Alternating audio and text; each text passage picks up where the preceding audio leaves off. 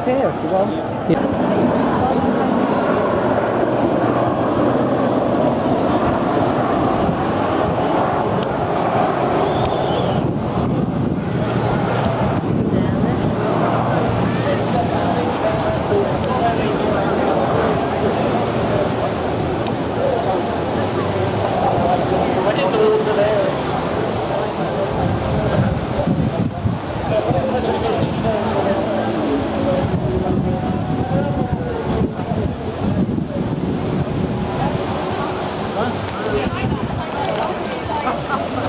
Guys, what a cake. That's their fun.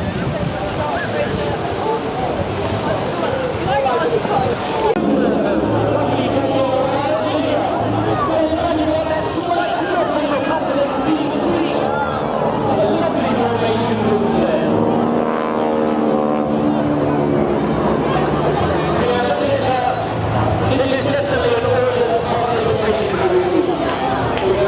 positions that they've adopted, holding one leg in front of them in that 150 miles an hour slipstream.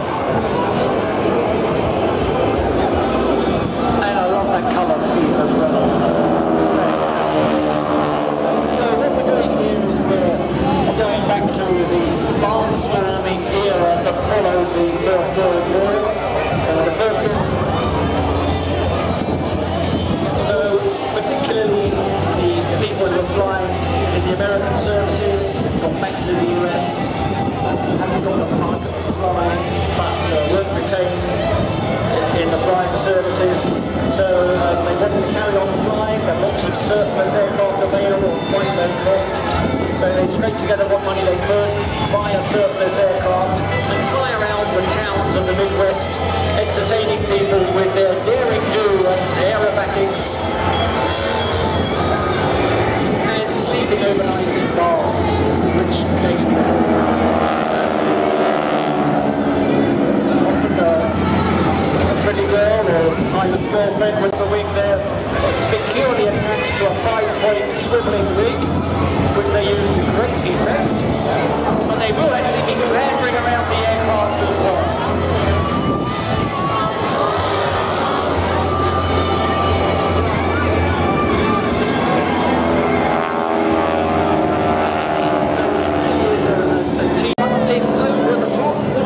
Doing on the top of the wall. I do believe that they're upside down. Let's have a look through the binoculars. Yes, they are. So this manoeuvre they call the roller coaster, for obvious reasons. Just like being on the rails of a roller coaster. And getting extremes of G-forces, positive and negative there. When we talk about G-forces, we're all standing here under 1G, that's 1 times the force of gravity.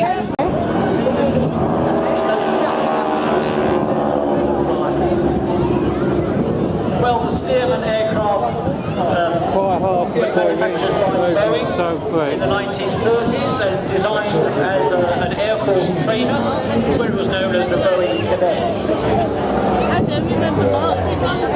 The aircraft that the Breitling team operate are called the Super Stearman because they've got a much more powerful engine, 450 horsepower, and they've got 2 sets of ailerons to make the I watched it on Facebook tonight, even more responsive in roll.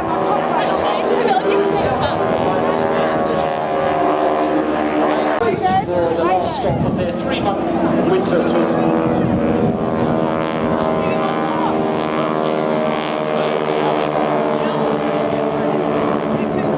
Another set of exciting manoeuvres, diving back down, approaching 150 miles an hour. We'll get that on flicker day. Here we have the mirror formation fly past, each aircraft acting as a mirror image of the other. See just how close the girls' hands get.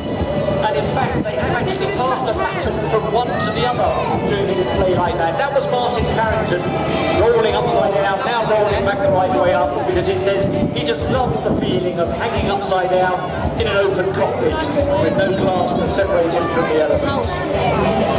Well, we were very lucky there because the conditions have to be just right for them to do their mirror formation flight. That's absolutely amazing. For the Brightling Windwalkers hold a number of world records. You'll have to look them up on the internet to see the details of them, but they managed to split and the aircraft fly away to right and left. Here they go. 1, 2, 3, go!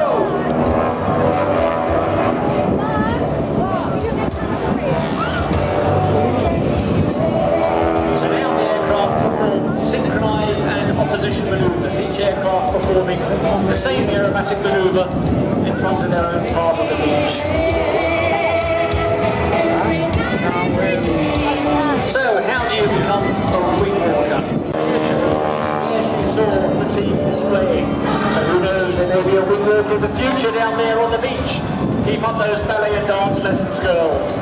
Now flying in towards each other at a closing speed of over 300 miles an hour. See how close they get as they pass wingtip to wingtip in just a few feet of each other. Look at the pole. So to perform these acrobatic manoeuvres the girls do, which would be difficult enough on the ground, let alone in a 150-mile-an-hour slipstream on top of the wing of an aircraft that's pulling and pushing G, making it even more uncomfortable. The girls have to be extremely fit. Danielle herself was the black belt second dan British Taekwondo champion just at the age of 14. Now flying in at a 45-degree angle, how close will they get? Oh, look at that, I think the wingtips actually passed and overlapped each other. Wingwalking in general,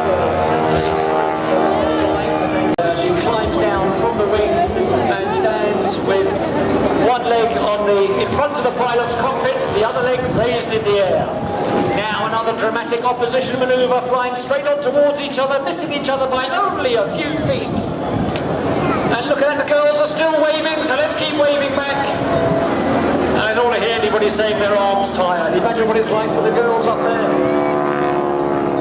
Well, in contrast, the wing walker on Martin's aircraft is Lydia Beadle, and this is her first year, so she's the youngest and newest member of the team, aged just 21. Her audition flight was in the rain, but she didn't flinch, so I think that helped the team make the decision. Flying in once again for another exciting crossover manoeuvre. You can see how the smoke trails get intertwined there.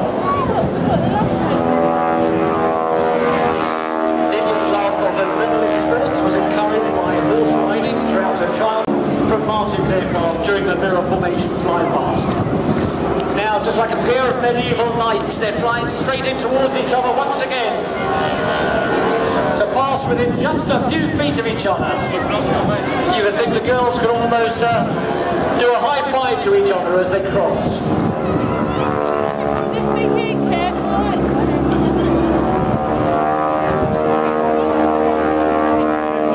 Carrington started at the local flying club, at Clacton Aero Club, when he was just 9 years old, so you're never too young to start. And he passed all his flying tests by the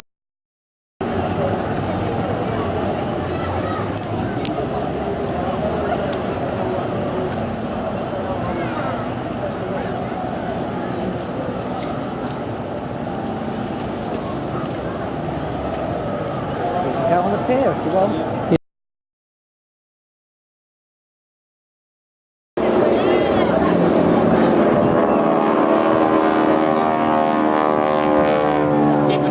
The crossover manoeuvres. I guess that as the formation leader, it gives him the chance to have a look at his teammate, which he otherwise doesn't get the chance to do.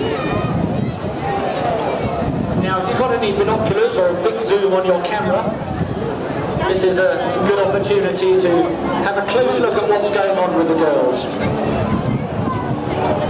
Because we'll very soon get to the stage where they're going to be unstrapping from the swivelling rig. Yes, they're doing that now. The manoeuvre they call the wind rider. You'll see the girls are actually now sitting on the leading edge of the upper wing, just a few feet away from that huge propeller. Makes a great photograph. And remember to keep waving for them, they'll be able to see you, especially now. Look at them with in the Titanic type pose, one arm stretched in front of the other. 70 miles an hour, wind the window down, stick your hand out into the slipstream, get a feel for what that's like, double it, and then imagine that all your limbs weigh 4 times their weight here on the ground. And that's what these girls are experiencing during this display. Here we are, the cockpit lady, do give them all a wave. That is fantastic.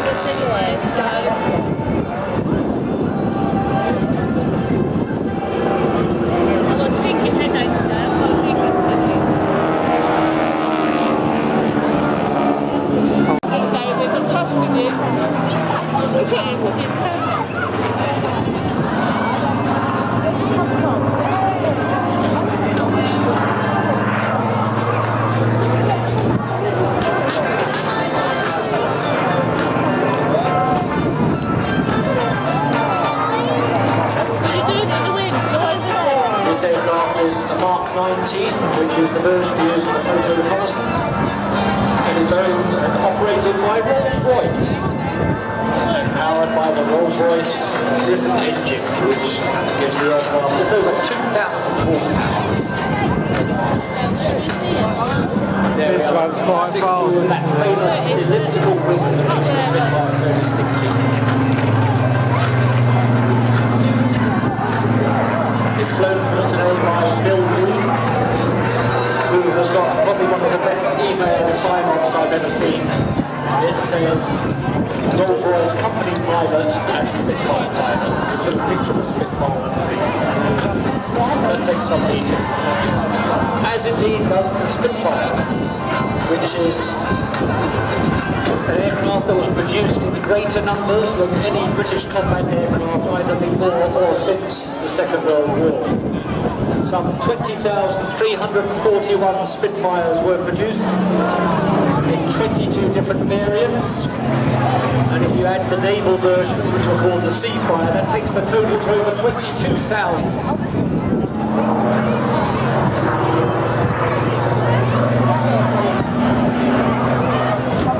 The prototype first flew on the 5th of March 1936, with Mark 1 Spitfires entering our air service with number 19 Squadron in August 1938. And apart from the Spitfire flight, which doesn't really count the complete operations, the last operational Spitfire sortie took place in the Far East in April 1954. So 16 years of frontline squadron service for the Spitfire. At the end of its development, the Spitfire carried an engine that produced more than twice the power of the original Mark I's that took place in the Battle of Britain. Its maximum takeoff weight and rate of climb had more than doubled. Its firepower had increased by a factor of 5. And the maximum speed had been increased by a third. All of this is basically the same airframe as that which first took to the skies in.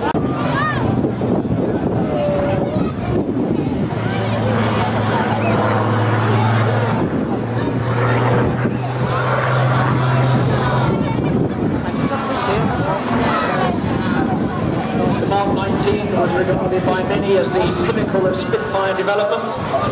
That's 2,050 horsepower Griffon 65 or 66 engine.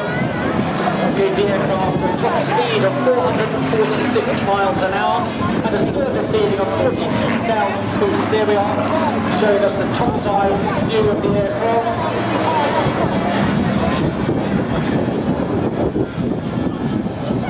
Speed not only because of the power of the engine, but also because the aircraft is unlocked, which is used for fatal reconnaissance. So speed and the ability to fly high were its faces. That also explains the colour scheme as well. That blue colour scheme for camouflage high in the sky. When you're a woman, you get a really bad headache. You know what it is. I've had it twice this week, I know what it is. Commentating at the Big Hill Air Show in Kent. And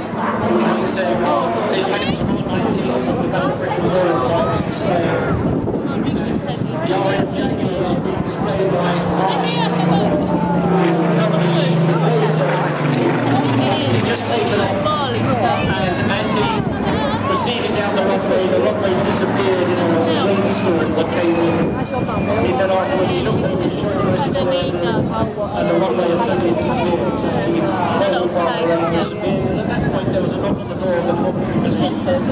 And it was an Yeah, elderly children, gentleman who said, that half 19 Spitfire at this stage. One needs more Shot down, captured by the Germans and escaped through a and I've just got millions left.